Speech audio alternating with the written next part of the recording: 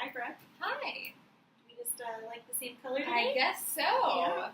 Twinning. We are. So I did want to address something before we start. Is that last session, which was a great session, I didn't address the confidentiality. So again, anything that happens during our session, it stays between us. Okay. Unless you're thinking of hurting yourself, you're thinking of hurting someone else, or someone is hurting you. So I just wanted to apologize. I didn't bring that up. No, I am so comfortable with you. I didn't even think about that. So, no worries. You don't have to say it every time, I know. So, it's okay. Well, awesome. Thank you again for being here. Yeah. And this is our last session. I know, it's sad. But it's been nice over the past 3 weeks to really, truly get to know the core of Ruck. Thank you. Yeah, you've helped me. So, it's been really, really beneficial. Good. Yeah. So we've been talking about work. Mm-hmm. Do you want to continue to talk about work? Again, this is your session, so.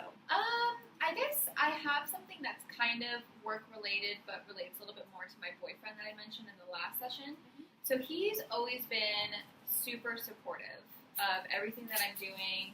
He's a really good cheerleader and a crazy little assistant. And anyways, he is very supportive. He is encouraging and all of those wonderful things. But now he himself is kind of having the struggle of, okay, should I pursue my passion? So I asked myself that a little bit earlier when I studied abroad in Sydney, Australia. I was so far from home. It was my last semester in school, so of course I was thinking of what's the next step. And I was still training 6 days a week. I was still tracking my food. I was still watching all things fitness on social media, and I was so invested. And I think I just kind of realized, being so far from home, that this isn't random. This is something that I'm truly, deeply passionate about, and I want to help others with this area of life.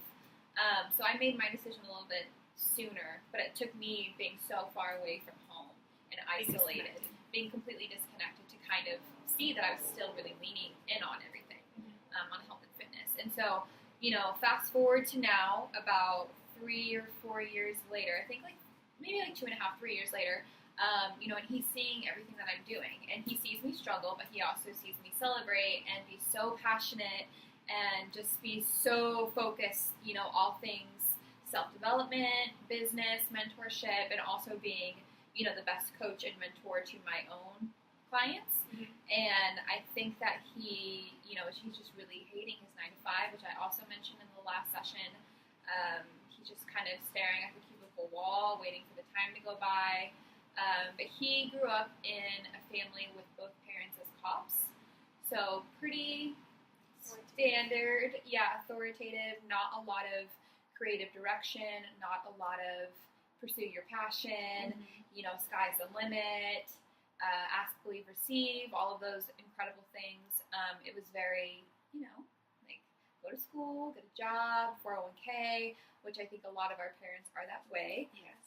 So I think, he's just so deeply ingrained into that, and the scarcity mindset of, oh, that's expensive, we can't afford that, that costs too much. So he grew up hearing all of these things, and so of course, he graduates from UCLA and immediately goes into a 9 to 5 law firm job. And it looks great on paper. Whenever he says it, people are like, oh, are you going to be a lawyer? I don't know, maybe. But in actuality, he's miserable and he hates it. And what he really actually truly wants to do is create and write comics. And if you walk into his room, it's literally just drawings of comic book characters that he's done. It's comics in cases that are like gold medals to him, like just the holy grails that he has of comics. He'll go into the thrift store and buy a book from the 1800s and sit and read that book. Like, it's a whole side of him that no one else sees, but it's so deep in him, and it's his passion. It's 1,000%. It's his health and fitness, So I've seen that with him. We've been with him for 5 years, and I've seen him kind of stifle that, especially as an athlete. I think there's a certain image that goes with that. Going to UCLA, there's a certain image. So I think that he's just really struggled to kind of fully admit to himself, and especially to others, that, I really do want to write comics. I really want to do something in the creative writing space. Yeah. And I think that it's just becoming more intense as he continues to work longer hours for longer periods of time. So, yeah. Do you think that also his age might play a role into that? Mm-hmm. And being a male. Men, I think that women have a lot of pressure to have children and to look perfect and be perfect, and I think men have pressure of money. And especially, coming from the family that he came from with not a lot of things, he always says, I never want to have that for my children. I never want to have that for my wife. I want to be able to do what we want, go where we want. So he's very money driven, and at 23, he wants to start his career and kind of hit the ground running. But what I'm frustrated with is I can see he's at that point that I was at in Sydney, Australia, where he's just kind of like realizing that he's unhappy and realizing the significance of his passion in the sense of this might be my thing. This could very well be my thing. And I think he's embarrassed that it's comic book stuff, which I was incredibly embarrassed when I said I wanted to be a trainer. Everyone's, trainers don't make anything. Yeah. That's good while you're young. Like I graduated from UCSB, very strong GPA, graduated 2 semesters early as a transfer student. I had everything lined up, and then here I was saying I wanted to be a personal trainer. So, which, I'm sorry, really fast, was that part of your journey? What was your degree? Communication. Okay.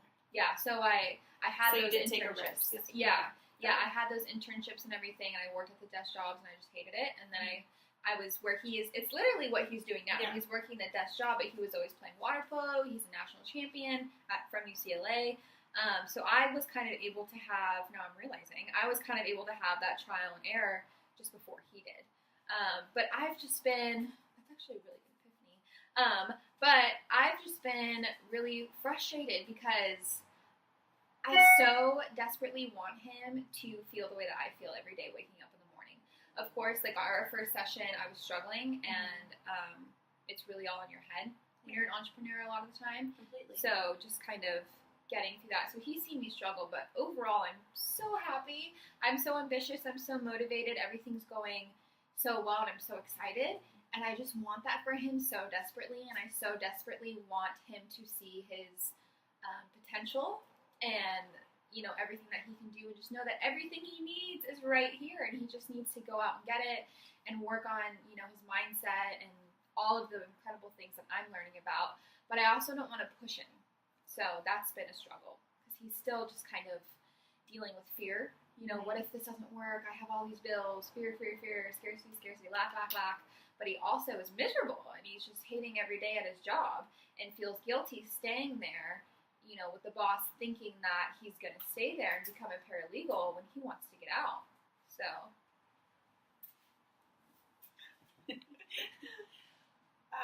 Sorry, so you were saying that he basically is not able to take that risk and see what's in front of him. Yeah, the big leap. He's struggling to take the big leap. And I get frustrated because it's like once you take that big leap, it's like off to the races. That's when you really start to figure things out and the opportunities come and you're faced to really force all of your limiting beliefs and all of the things that we're taught as we're growing up that aren't necessarily true. Yes.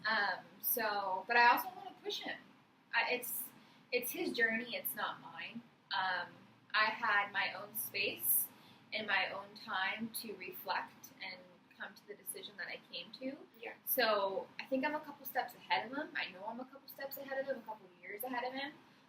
And I just so desperately want him to feel the way that I'm feeling. But I think, in talking to you about it, I realized that I had my own time to reflect and reset and really kind of test out the whole desk thing and dressing corporate and, all of that good stuff and having something fancy on my resume. And I think he's just where I was, a couple of years ago. So I think I just need to kind of back off a little bit and trust in the process and just kind of lead by example and continue to improve and evolve in my own business so that he can see that it is possible. So, yeah. I didn't say much, but you said a whole lot, which is good. Thank you. That was I feel like he really... Yeah, that was like a very successul word vomit. So, thank you. Well, I'm glad that I could be here for moral support. That's what I'm here for. Yeah. I thank you kind of answered your own solution for this problem. Yeah. I mean, you are struggling with that and him not being able to see what you can see, but you're realizing that he'll see it. It's just not his time. Yeah. It's not part of his journey yet. Yeah. And I think I needed to give him the space that I had, quite literally, on the other side Yeah. of the world to kind of. So you were gone for a while. Yeah, I was gone for like 5 or 6 months. So I was just kind of able to be alone and just really dive deep into myself and figure it out. So, yeah. Good. Yeah. I think that was successful. I think so too. You feeling good? I am. I'm feeling really good. I'm so Good. bummed this is our last session. I know, I am too. I really enjoyed getting to know you. Thank you. And Thank I you for enjoy listening. your word vomit. Thanks. Thank you. You definitely made me feel very heard and understood and safe and comfortable. So thank you so much for your time. Well, thank you. I appreciate it. And hopefully if you ever need anything, you know I'm here for you. Okay. Thank you. I appreciate that. You're welcome.